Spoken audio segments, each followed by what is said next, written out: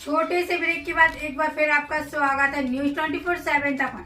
मैं हूं आपके साथ निशा नामदेव। आइए रुक करते इस वक्त की बड़ी खबर की ओर।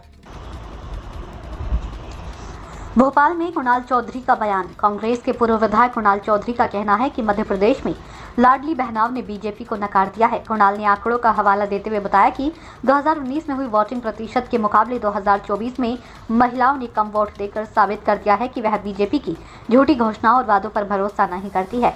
कुणाल चौधरी का कहना है कि बीजेपी का कार्यकर्ता भी निराश है। फर्जी ज्वाइनिंग टोली बनाकर झूठे आंकड़े पेश किए जा रहे हैं। भारतीय जनता पार्टी में उन नेताओं को दरकिनार किया जा रहा है जिन्होंने कहीं न कहीं सरकार बचाने में विधायकों की खरीद फरोख्त की थी, चाहे वह नरोत्तम मिश्रा हो, अरविंद भदौरिया या फिर पूर्व सीएम शिवराज। मुद्दों का चयन और मर्यादाएं खत्म हो चुकी है। जो मूल मुद्दों से ध्यान भटकाने के लिए इस देश के गृह मंत्री जो चाइना को लाल आंखें दिखाना चाहिए, वो उनके कार्यकर्ता से मस्करी करने का काम कर रहे हैं। शब्दों के चयन आपत्तिजनक है। जनता इसका जवाब देगी। ऐतिहासिक मतों के साथ दिग्विजय सिंह जी जीत के राजगढ़ लोकसभा से जब दिल्ली में जाएंगे, उसका जवाब वो देंगे। सब बहना नाराज है कि उनके 3000 का क्या हुआ। रोज मैंने क्या कहा, फर्जी पहले उनके नाम पे भी एक बड़ा घोटाला करा। देश में इंडिया गठबंधन की सरकार आएगी, सबकी जांच होगी। ये मोदी ने कल कहा कि मेरा अगला जन्म पश्चिम बंगाल में होगा। अब भाई साहब, उनको उनके अगला जन्म भी मालूम है, पुराना जन्म भी मालूम है। ये याद नहीं रख पाते। 2 करोड़ रोजगार का बोला था तो उसका क्या हुआ? 5 साल के अंदर पिछले पहले क्या हुआ बोला था, उसका क्या हुआ? ये नहीं याद कर पाते कि वादे क्या करे थे, हुआ क्या, उसको याद कर लेते तो ज्यादा बेहतर।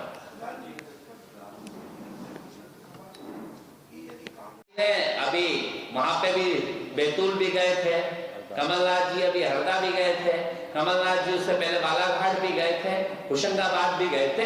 हर तरफ सारे नेता मिलकर प्रचार कर रहे हैं। स्पष्ट है, इस देश के लोकतांत्रिक मूल्यों को बचाने के लिए, संवैधानिक अधिकारों को बचाने के लिए कांग्रेस पार्टी का हर नेता लगा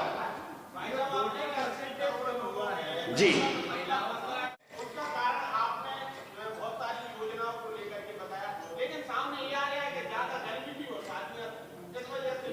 पिछली बार गर्मी नहीं थी और शादी नहीं थी, शादी इसी बार आई है। 2019 में भी शादियां होगी, 2019 में भी सब होगा। तो स्पष्ट है, जनता रूठी हुई है। जो इनने फर्जी बातें करी उसको जनता ने बताया। जनता पार्टी से ज्यादा सीटें अभी 2 चरण के जो चुनाव हुए हैं, मुझे लगता है कि एक तरफा मामला है। और जिस तरीके से जनता इनसे नाराज बैठी है, मुद्दों के ऊपर राजनीति जनता कर रही है, तो कहीं 12 की 12 सीटें दोनों चरण की आ गई तो भी बड़ी बात नहीं। वोटिंग परसेंट देखा, लगभग 11% बहनों का 2019 से वोटिंग परसेंट कम हुआ, 11%। और अगर आप विधानसभा से बात करें तो मुझे लगता है कि 15 से 17% वोटिंग प्रतिशत मध्य प्रदेश के अंदर इन सीटों के ऊपर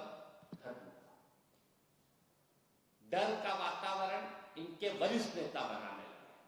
केंद्र के गृह मंत्री जिस शब्दों का चयन करके गए, जिस शब्दों को उपयोग करके गए, क्योंकि 5 साल में आते हैं, तो जिन वादे, जिन गारंटियों पे 14, 18, 19 फिर 23 में जिन मुद्दों को लेके ये आए थे, उसके ऊपर एक भी बात, क्योंकि रोज मैं इनके भाषण भी सुनता हूं, देखता हूं, तो एक बार भी जिन वादों को लेके पूरे भ्रम तो 5 साल फैलाया जाता कि इनने युद्ध रुकवा दिया, इनने विश्व गुरु बना दिया, इनने विश्व की तीसरी आर्थिक शक्ति बना दी, और ये बड़ी बड़ी बातें कि विदेशों में डंका बज रहा है। और जब वोट मांगने आते हैं तो सिर्फ नफरत, घृणा और कैसे अपशब्दों का चयन किया जाए और कैसे डर के माध्यम से लोकतंत्र को कत्ल किया जाए, उस बात को लेकर भारतीय जनता पार्टी के सारे नेता कोशिश करते हैं। जनगणना की बात कांग्रेस पार्टी कर रही है और इस देश के संविधान को बदलने की बात भारतीय जनता पार्टी के बड़े बड़े नेता मंचों पे कर, और एक बात कहते हैं कि हमें 400 सीटें क्यों चाहिए, क्योंकि इस देश में जो बाबा साहब अंबेडकर के सपनों का संविधान, जिसमें महात्मा गांधी के विचारों की झलक दिखती है, जिसमें पंडित जवाहरलाल नेहरू के मॉडर्न इंडिया के ख्वाब दिखते हैं, जिसमें सरदार वल्लभ भाई पटेल की सोच दिखती है, जिसमें मौलाना अबुल कलाम आजाद के सपने दिखते हैं, जिसके अंदर शहीद आजम भगत सिंह से लेके हमारे बड़े बड़े शहीदों की शहादत के भाव को दिखते हैं, इसको बदल के इस देश के अंतिम पंक्ति के व्यक्ति, इस देश के दलित आदिवासी पिछड़ों के उस आरक्षण को खत्म करने की सोच बीजेपी की है, इस देश के मौलिक अधिकारों को खत्म करने की सोच बीजेपी की है। स्पष्ट के बार बार इनके नेता जो बयान देते हैं, किसके ऊपर कार्रवाई भारतीय जनता पार्टी ने करी, जो संविधान को बदलने की बात करते हैं, कांग्रेस पार्टी संविधान के साथ खड़ी है। इस देश के लोगों को आर्थिक सामाजिक जनगणना करा के उनको न्याय दिलाने का काम कांग्रेस पार्टी करेगी, ये हमारे नेता राहुल गांधी स्पष्ट रूप से कह चुके हैं। और इनको भी मालूम है कि इस बार इंडिया गठबंधन की सरकार आएगी, पहले 400 पार, अब बोले भाई साहब वोट बढ़ा दो, वोट बढ़ा दो, इस तरह कुछ नहीं, इनकी हालात खराब है, झूठ की राजनीति इनकी खत्म हो चुकी। अभी इन्हें मनमोहन सिंह जी की बात करी तो मैंने वही बता दिया। इलेक्ट्रॉनिक बॉन्ड जो इस विश्व का सबसे बड़ा घोटाला है, मतलब एक नंबर में आपने अभी एक वो वीडियो देख रहा था कि एमडीएच मसाले और ये बंद हुए, उससे कितना बड़ा आपने पैसा दिया, लोगों को कैंसर दे रहा है, मतलब इलेक्ट्रॉनिक बॉन्ड ले रहे हो, लोगों को कैंसर दे रहा है। कोरोना काल में किस तरह की दवाइयां दी, किस तरह का काम किया, आप लोगों की जान से खिलवाड़ करने का काम इस देश के अंदर इलेक्ट्रॉनिक बॉन्ड के माध्यम से 20 कंपनियों से, ये तो एक नंबर में हमने दिखा के लिया है, 2 नंबर में कितना लिया होगा उसका भी हिसाब भारतीय जनता पार्टी दे कि कैसे मैं अपनी साख बचाऊं। उसके बावजूद भी हालात क्या है, तो अमित शाह जी ये बताए क्या इनको भी बदलेंगे और इतने मंत्रियों को बदलेंगे, अभी तक कितने हो चुके, तय करके बताए अमित शाह जी, इनके जवाब डाल लो। आते हैं घोषणा पत्र, इनका होता हमारा न्याय पत्र है, रोज बड़ी बड़ी बातें करते इसमें, हिंदू मुसलमान ये वो, अरे कभी मनमोहन सिंह जी के बारे में, कभी किसके बारे में। मनमोहन सिंह जी से सीखना था तो ये सीखना था 50 के अंदर डॉलर की कीमत कैसे रखी जाती है। मनमोहन सिंह जी से सीखना था तो $143 प्रति बैरल के ऊपर 70 रुपए पेट्रोल और 50-55 रुपए डीजल कैसे रखा जाता है, गैस को 400 के अंदर कैसे रखा जाता है, नए बड़े बड़े उद्योग कैसे लगाए जाते हैं, पब्लिक सेक्टर की चीजें कैसे बनाई जाती है, इंदौर जैसे शहर में IIT IIM जैसे इंस्टीट्यूट कैसे दिए जाते हैं। सीखना था तो मनमोहन सिंह जी से कि आपकी बिना रिफाइनरी कैसे लगाई जाती है, इस हिंदुस्तान को विश्व की तीसरी आर्थिक शक्ति कैसे बनाया जाता है, यह सीखते। घोषणा पत्र में या तो इनने पढ़ा नहीं है, और मेरी चुनौती है कि इनके बड़े लोग बाहर आके रोज झूठ बोलते हैं। भारतीय जनता पार्टी के बड़े से बड़े नेता आए, इसके ऊपर चर्चा करें, हमारे न्याय पत्र के ऊपर और इनकी फर्जी गारंटियों के ऊपर। स्पष्ट है भारतीय जनता पार्टी की फर्जी गारंटियों को, फर्जी पार्टी की फर्जी गारंटियां, फर्जी वादे, फर्जी बातें और कहीं ना कहीं पूरी तरीके से फर्जी संगठन के फर्जी लोगों के द्वारा जो दिया गया, उसी का नतीजा है कि मध्य प्रदेश के अंदर वोटिंग कम हुई है। और झूठ और फरेब की राजनीति छोड़ के आगे वाले चुनाव में कम से कम ये बताने का काम करें कि 15 लाख का क्या हुआ, काले धन का क्या हुआ, अच्छे दिन का क्या हुआ, 2700 रुपए कुंटल, 3100 रुपए कुंटल धान का क्या हुआ, 2 करोड़ रोजगार का क्या हुआ।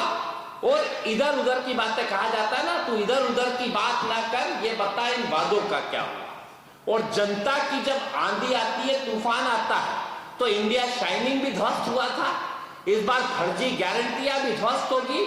और एक कहावत है कि ये तीर सिपाही और घोड़े सब ठाट धरे रह जाएंगे। आंधी जनता की आएगी और इस बार बीजेपी के पर खच्चे उड़ जाएंगे और इंडिया गठबंधन की सरकार बनेगी। स्पष्ट रूप से दोनों जगह के अभी तक जितनी सीटों पे वोटिंग हुई है वहां के ट्रेंड से सीधा समझ में आता है कि देश के अंदर इंडिया गठबंधन की सरकार बन रही है। मध्य प्रदेश में भारतीय जनता पार्टी से ज्यादा सीटें कांग्रेस पार्टी जीतेगी।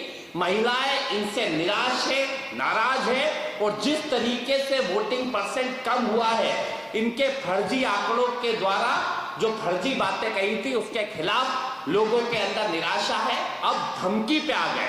देश के गृह मंत्री इनके नेताओं को धमकाते हैं। कभी एक कल विधायक का सुन रहा था मैं, वो कहते हैं कि अगर तुमने वोट नहीं करे तो बीपीएल रुकवा दूंगा।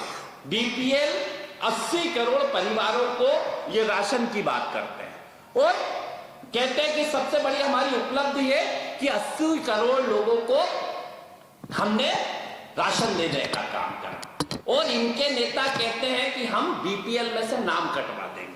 स्पष्ट है इनकी नीति नियत क्या है। मेरा निवेदन है, चाहे भारतीय जनता पार्टी की प्रदेश की सरकार हो या देश की सरकार हो, कि 80 करोड़ लोगों को राशन देने का जो अधिकार दिया था कांग्रेस पार्टी ने दिया था, उस अधिकार का उपयोग करके आप 80 करोड़ लोगों को उस गरीबी पे लेके गए और 80 करोड़ लोग अगर जिस देश के अंदर 5 किलो राशन पे निर्भर हो तो उसमें कैसा देश होना चाहिए। विज्ञापन में ये वंदे भारत की बात करते हैं पर लोकल डब्बों के ट्रेन के अंदर क्या हालत है उसकी बात नहीं करते। क्या 80 कहां से उड़ गए? तो ये 80 करोड़ को गरीबी में राशन कैसे दे रहे हैं? मैंने क्या कहा, फर्जी पार्टी, फर्जी आंकड़े, हर चीज के फर्जी है। जैसे इन्हें ज्वाइनिंग टोली का मतलब ये फर्जी संगठन बना के फर्जी लोगों की ज्वाइनिंग कराते हैं और खुद वो होते हैं। ऐसे ही इन्होंने ये फर्जी आंकड़े करे। मतलब मैं इसलिए भी कहता हूं कि नरोत्तम जी सदन के अमिताभ बच्चन थे, बहुत सदन को चलाते थे पर उनके साथ इतना अत्याचार करा कि ना तो मुख्यमंत्री बनाया, ना राज्यसभा दी, ना लोकसभा दी और बनाया भी कहा फर्जी ज्वाइनिंग टोली का अध्यक्ष। मतलब तो जिस आदमी ने सरकार गिराने के लिए भ्रष्टाचार करा हो, क्या मालूम कहां से लूट के पैसा दिया है और उस आदमी के साथ लॉयल आदमी है पार्टी के वो। मतलब ये मैं भी संगठन का लॉयल हूं, मेरे तो ऐसे ही बीजेपी के वो भी लॉयल आदमी है। राज्यसभा भेजना था तो अरविंद भदौरिया या उनमें से भेज देते। मतलब फर्जी तरीके से और इनके साथ भी जो दूध में मक्खी की तरह इनको निकाल दिया तो हमारी संवेदना इनके साथ है। ऐसे ये फर्जी आंकड़े सारे आपने कहा पैसे का तो वो ध्यान आ गया। शिवराज सिंह चौहान का कहना है कि राहुल गांधी और दूसरा वो चले हैं और राजीव गांधी के वो सलाहकार नहीं रहे। मेरा निवेदन है पूर्व मुख्यमंत्री जी से, उनके प्रति भी संवेदना है। उनका थोड़ा मानसिक संतुलन भी थोड़ा सा खराब है। या तो पहले ये इसको पढ़ ले, फिर वो बताए कि जो बहनों के साथ जो छल किया, जो झूठ बोला शिवराज जी ने, उसका क्या। वो अतिथि शिक्षक, अतिथि विद्वान, वो हर वर्ग के लोग जिनको मंचों पे जाके झूठी झूठी बातें, किसानों को झूठे आश्वासन। सत्ता बीजेपी की प्रदेश से लेके देश तक है। 2700 रुपए कुंटल का हिसाब दे, 3100 रुपए कुंटल धान का हिसाब दे। बेटियों के साथ जो बड़े बड़े फोटो खिंचवाए थे 3000 से शुरू करूंगा उसका हिसाब दे और जो बड़े बड़े मंचों पे जाके इन्होंने झूठ बोला उसका हिसाब दे। राहुल गांधी जी से सीख ले कि कैसे न्याय पत्र बनता है, कैसे जनता के बीच में रहता है। या पाव वाले नहीं, ये हेलीकॉप्टर वाले भैया होगा, वो हेलीकॉप्टर में घूमते, राहुल गांधी पाव घूमते, देश की नब्ज को समझ के अपना न्याय पत्र बनाते हैं। फर्जी बातों में शिवराज जी भी हमेशा से अमित शाह जी के साथ संलग्न है।